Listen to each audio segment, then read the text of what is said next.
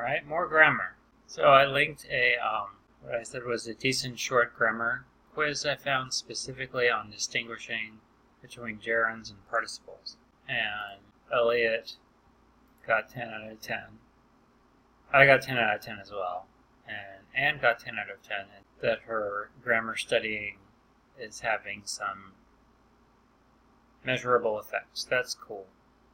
She didn't know what an appositive was or subjective complement. So I replied to this email by Kate, and now she's replied. So she meant to be or to become. Okay.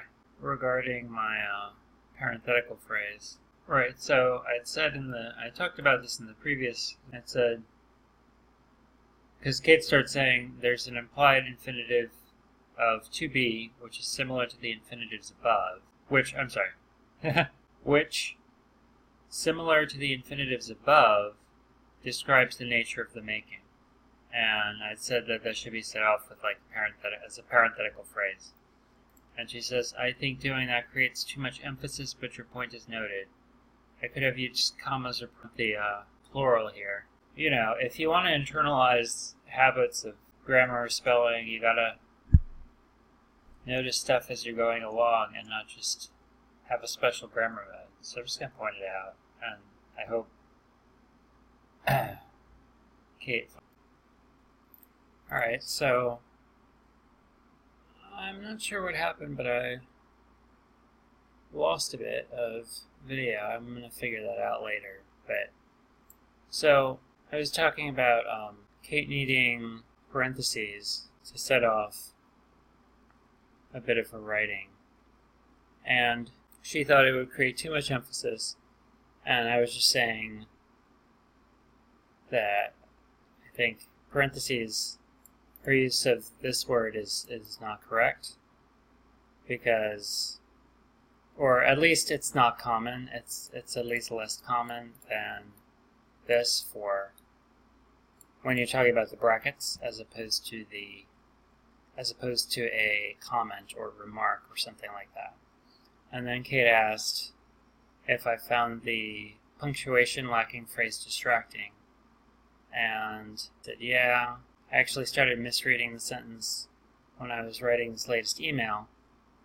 You can hopefully see this in the video that I will upload showing my writing process. Just putting a note, I lost a bit of video somehow, so I'm not sure if that part got saved. Alright, anyway. Moving on. So, now we're talking about the substance of the grammatical discussion. So, Kate wants to say, make him angry means you make him to be or become angry. And I say, why not just read it as subject, verb, object, adjective, with angry being an adjective, as opposed to implying a whole infinitive, to be or to become. So why do we want to imply a whole infinitive? And she says, if you try to explain why angry modifies him, I think you have to say something like angry tells us how he should be made. By the way, an aside, I think I may have figured out, I was trying to figure out the video thing. I have an idea as to what went wrong, but I'll check it out later. Okay. So, Kate says, basically, with that reading, you have to say, angry tells us how he should be made. It doesn't say how. No, that's wrong. It says what. What he should be. Like, what emotional state. It's like, well, and then she says, if that's the case, then functionally the word angry is give us more info about the word make. No.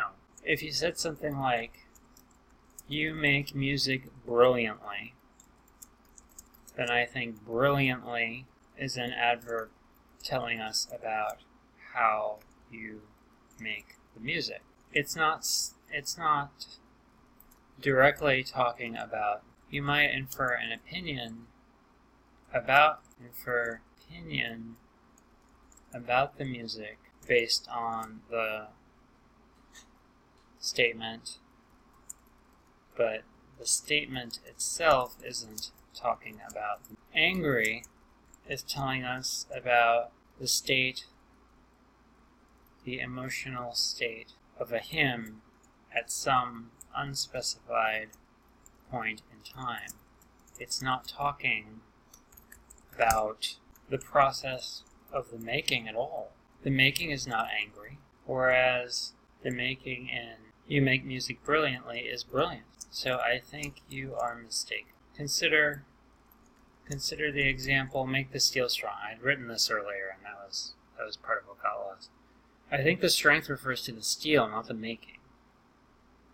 Now that I think about it, isn't angry and make him angry just an object complement? And so now I'm caught up to where I was. Well, I did wind up writing this, so it wasn't.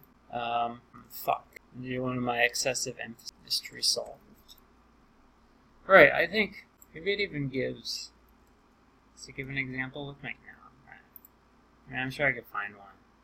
But see, my brother named the pig Hugo. The blanket kept the pig warm. Diane calls me her buddy. I prefer my coffee black. I paint the plaster walls white. Now, wait a minute.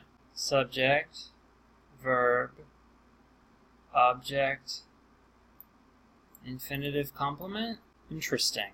The grammar plot thickens. Right, so an object complement is a word or phrase that comes after a direct object and renames it, and this is usually a noun, pronoun, or adjective. So infinitives can serve as nouns, infinitives can serve as adjectives. So, check this out. To see what this is saying, this gives the examples. She's forcing me to work. We need you to make. Janet's father wants her to go. I would like the boss to see. He persuaded me to marry. He taught me to work.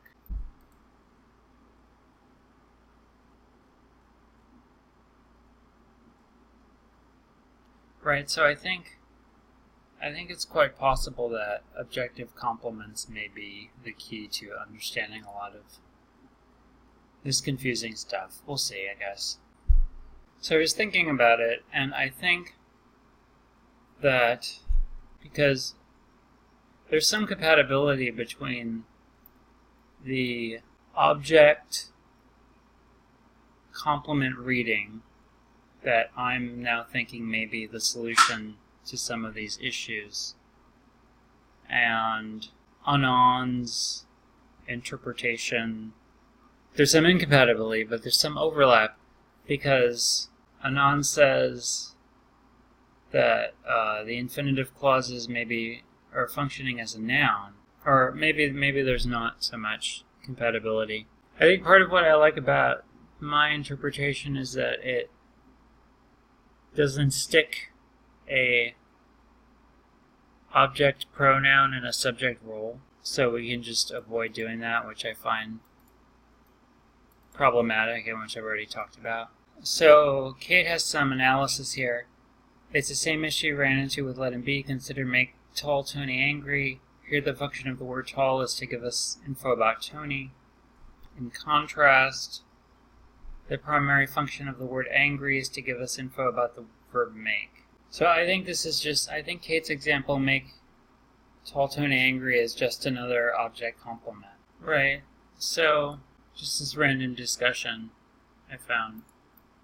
Somebody says, by definition, at least some definition, an object complement is placed postpositively, but not all postpositive adjectives are object complements.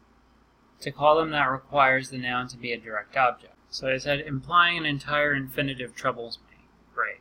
Like, it seems a lot more straightforward and simple to say that a direct object and a word following it have some relationship where, like, the word following it is modifying the object rather than imply an infinitive that isn't even there, like in part. Consider the meaning of make him angry. You're telling someone to make some other person angry. Kate asked me, when you see these bare infinitives, do you see words whose function is to describe the nature of the making? So I'm rearranging this email a bit. I'm going to focus on the angry case, you make him angry, and just try and see if we can get on consensus about that. And I'm going to table considering whether my analysis might apply with the object complement stuff, might apply to these other cases. Just because it's getting to be too much to sort of hold in the brain at once. And I'm much more confident about this one. And if I'm wrong, at least I want to get clear about this case with the you make him angry. So I'm just going to delete my video editing stuff. Okay, I'm going to send this, and I'm going to look at an Anon post. So on You Make Him Sleep, Anon was talking about a couple different perspectives of thinking about it. And one of the perspectives he talks about is, you could say, sleep is an object. So it's like the object of the verb. So you, subject, make, subject you, verb make, sleep, object. And the comparison Anon makes is just like you would say ball is the object when it's red ball. Like John hit the red ball. Ball is the object. This is like an alternate way of reading it. And Kate replied, I disagree with this option. If you want to take the approach you're suggesting, I think him has to be the leader of the direct object clause. You aren't making sleep, you're making him sleep. Him is the recipient. I think I agree with that. You make him sleep. I think verbs always lead, govern, represent whatever their clause is. Right, a verb does, but a verbal isn't a verb, I guess, is my basic objection. Like, you could just have a participle modifying a noun, and that's not anything. Like, that's not governing the, so I'm confused about this. I will express my confusion. Right, so I said, I'm confused, verbs govern their clauses, but do verbals? I think some definitely don't, like participles, which are just modifiers. And then I just had a thought, wait a second. I think I disagree with Anon's whole approach. A verbal can't do the verb's job. Right. Non-finite verbs, this is some site, ESL grammar. I just found it. But this comports with my understanding. I just wanted to make sure that it wasn't, this might be wrong, but I just wanted to make sure I wasn't wildly off the rails here. Non-finite verbs cannot be the main verb of a clause or sentence, as they do not talk about the action that is being performed by the subject or noun. So yeah, wait a second. I think I disagree with Anon's whole approach. A verbal like an infinitive can't do the verb's job. It can't serve as a non-finite verb can serve as the main verb in a clause.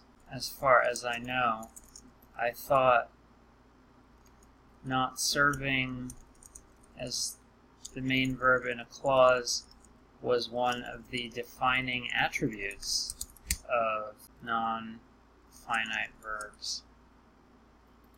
Yeah, right. The only way you can have an infinitive clause is if you have, like, you could have a subject infinitive and a verb, right? If you just say, like, to dance is fun.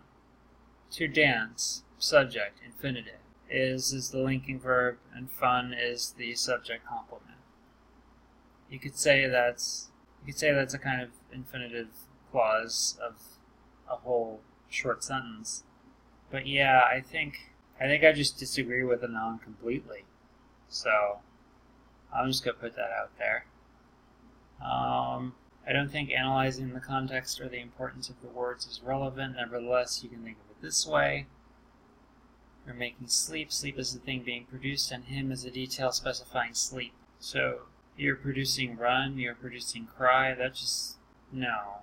Causing an object respond in a certain way, which you could describe as X, it's different than producing X directly. I might not understand, but I don't think I'm trying to figure out a clear way to say this, but it's hard to. Like, saying you're making sleep seems not connected to, like, the reality of what you're doing. Like, you can make bread, you can make cake, you can make you can make a computer, you can make all sorts of stuff. But, like, you make bread and you make bread rise are two different types of things, and then you can't just say, well, you make rise and then, like, as in some thing that's called rise, and then it's just a detail that it's bread. No, you're operating on something and causing it to transform in some way. So I don't know.